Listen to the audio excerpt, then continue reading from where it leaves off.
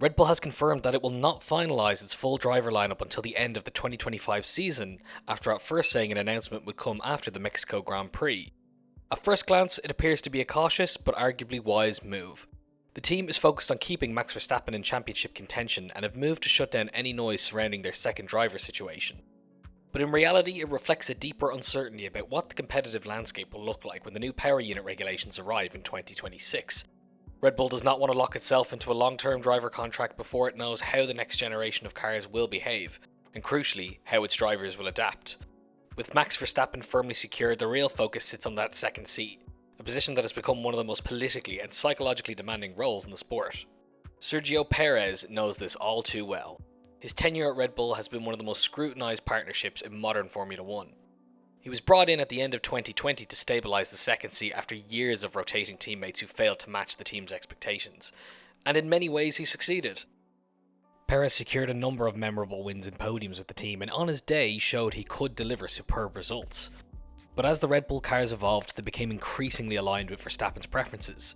Sharp front-end grip, immediate rotation, and a willingness to let the rear move under load.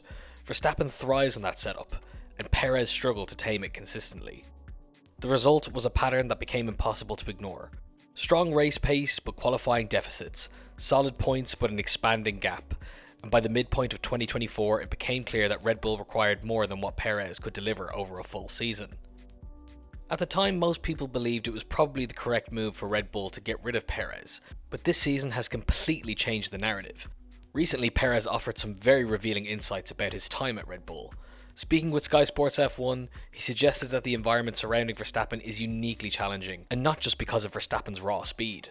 Perez suggested that the rhythm of development has naturally been optimised around Verstappen's driving style and instincts, and essentially that the expectation for the second driver in that team is to adapt to that style, or ultimately face losing your position.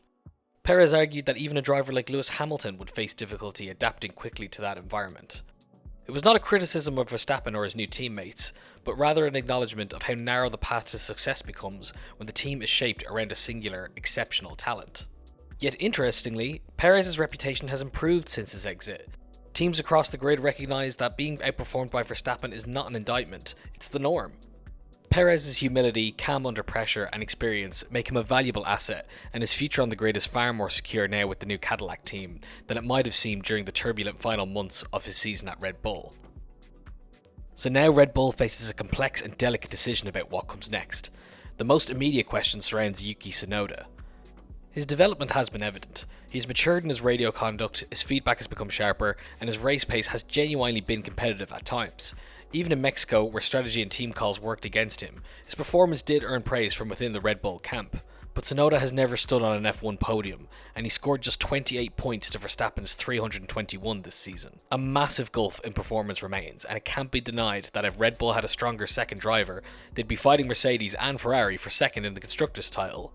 To add insult to injury, currently both Liam Lawson and Isack Hadjar are ahead of Tsunoda in the drivers' standings. But Yuki's future could go in any direction. There is still a world where he remains at Red Bull, although it does seem unlikely.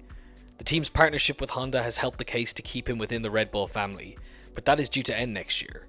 If Red Bull decides his progress has plateaued, he could not just lose his seat in Red Bull, but could also end up leaving the grid entirely.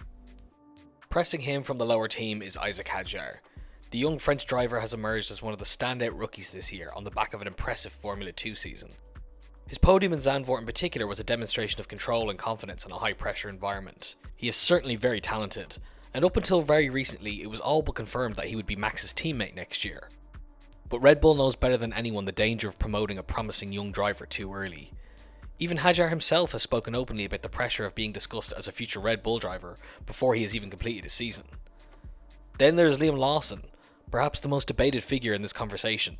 Last year, Lawson proved he could step into a Formula 1 car and deliver immediately, but his initial stint with Red Bull at the start of 25 was simply disastrous. In his defence, it was far too short-lived. 2 races is simply not long enough to show what you are capable of in Formula 1. And since moving to Racing Bulls, his form has improved massively, and he's definitely been a solid competitor throughout the season.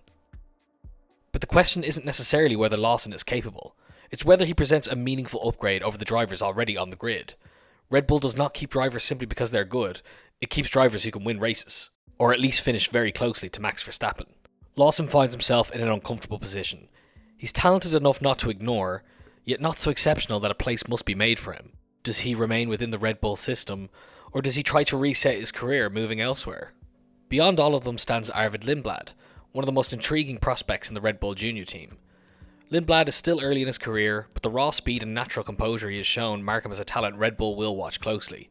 Despite it being his rookie campaign, he has already claimed multiple victories in F2 and is a formidable driver in that series. In his outing for Red Bull during FP1 in Mexico, Lindblad impressed thoroughly. He posted the 6th fastest time overall, the fastest of the non-regular race drivers, and earned high praise from Red Bull's senior management for his composure, technical feedback, and error-free run. Historically, Red Bull has never hesitated to promote aggressively when convinced. If Lindblad continues upward at the pace he has shown so far, he could become a real factor sooner than expected. This is the heart of Red Bull's second driver dilemma. The challenge is not a lack of talent, it's choosing who will thrive, not just survive, in the shadow of Verstappen. And then there's the matter of new leadership. Laurent Mekies has already shown himself to be a very measured and analytical team principal. In contrast to Christian Horner, it looks like Mekies is someone who will be hesitant to allow Red Bull to fall into its old ways of mid-season driver swaps and early promotions. The team understands the stakes of choosing incorrectly. Locking in the wrong driver for 2026 could limit development direction, destabilise race strategy, or weaken inter-team harmony during the pivotal shift to the new regulations. So for now, Red Bull waits, and while it waits, careers hang in the balance. The future career of Tsunoda, Hadjar, Lawson, and now Lindblad all converge around one seat, and one driver who has redefined the standard of performance.